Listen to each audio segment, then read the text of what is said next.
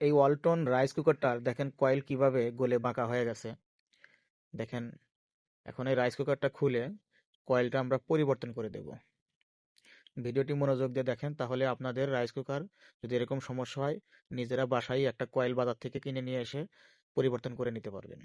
ঢাকনাটা খুলে নিলাম, দেখেন এর ভিতরে এখন কয়েলের কারেন্টের কানেকশন দুইটাই খুলে নেব।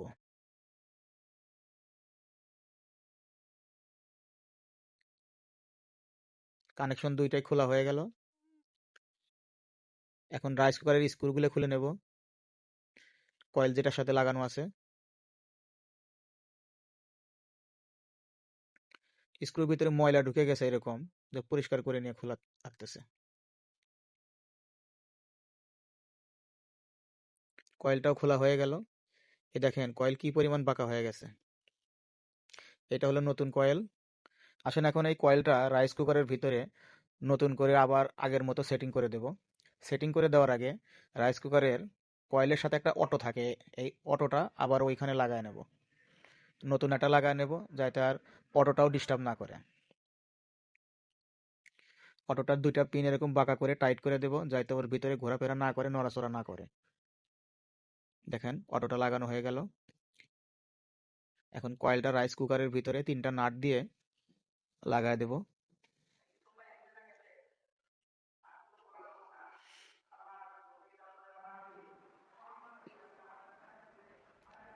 সুন্দরভাবে টাইট করে লাগায় দিবেন।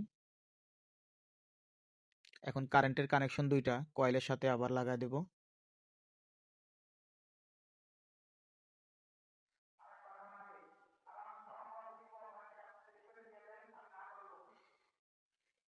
কারেন্টের কানেকশনও লাগানো হয়ে গেল।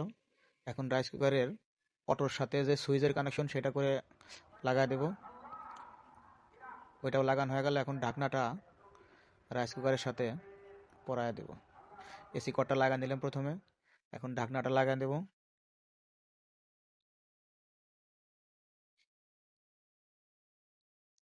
ঢাকনাটা লাগানোর পরে দেখব কারেন্টের কানেকশন দিয়ে যে লাইনটা পাইছে কিনা বা গরম হচ্ছে কিনা।